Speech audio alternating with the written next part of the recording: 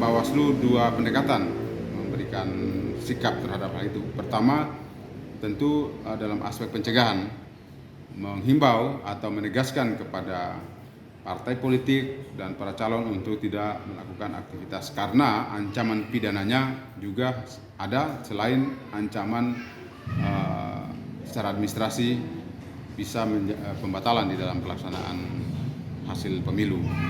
Yang kedua, masyarakat juga pemberi dan penerima itu juga bisa dikenakan sanksi pidana jika proses pembuktiannya itu bisa dilakukan, maka itu bisa terjadi penjara atau pidana bagi penerima politik uang itu sendiri.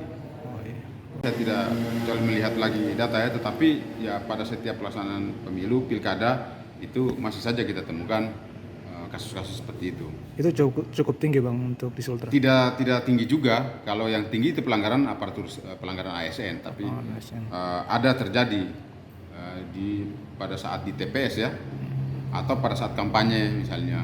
Kampanye itu dimobilisasi, kemudian ada ketentuan pemberian support transportasi misalnya melebihi ketentuan itu masih terjadi pelanggaran yang sifatnya politik uang. Uang itu dalam konteks ketentuan di undang-undang adalah penggunaan barang atau materi atau uang untuk meminta seseorang untuk memilih atau meminta seseorang tidak memilih pada saat pemilu. Nah, kalau kita melihat statistik pelaksanaan pemilu, tentu saja kasus-kasus pemberian uang, materi atau barang terhadap upaya memilih atau tidak memilih tadi masih terjadi, bukan hanya di Sultra tetapi di hampir semua daerah.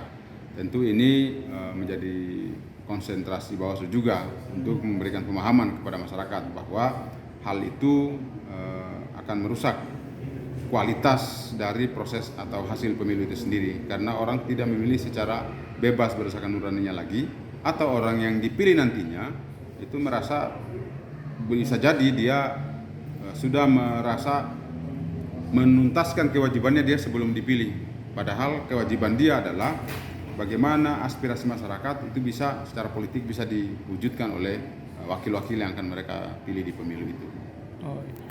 Tapi mereka tidak diberikan tugas, tetapi secara moral mereka berpartisipasi melaksanakan aktivitas-aktivitas berupa diskusi atau pertemuan-pertemuan warga yang mereka lakukan itu mengundang Bawaslu Kabupaten atau Bawaslu Provinsi untuk memberikan materi terkait dengan atau pencerahan terkait dengan anti politik uang, ataupun mereka melakukan penguatan kapasitas terhadap misalnya bagaimana proses pemilu dilakukan di TPS, kemudian mereka menolak kalau ada yang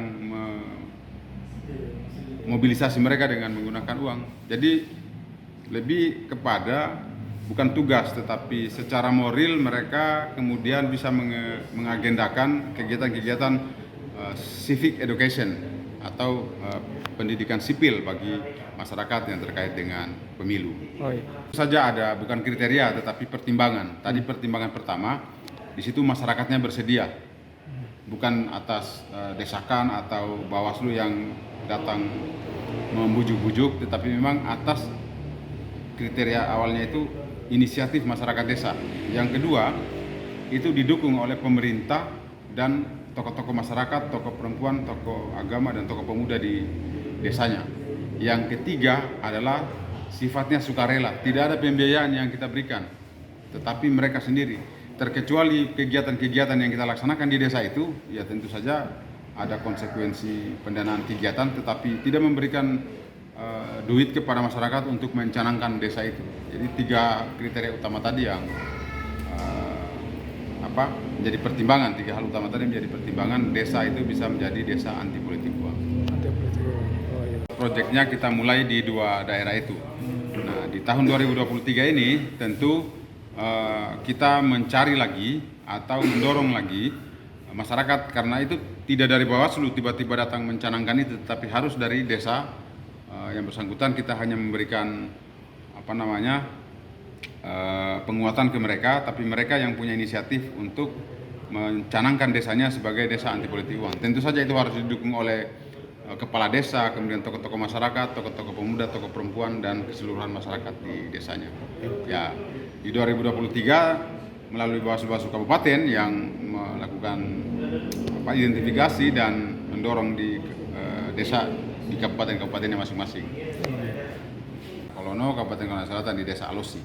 Itu diinisiasi oleh salah seorang kader relawan Bawaslu yang telah mengikuti program SKPP sampai tingkat nasional di Bawaslu, dan itu adalah desa tempat tinggalnya, yaitu Saudara Abdul Kolono.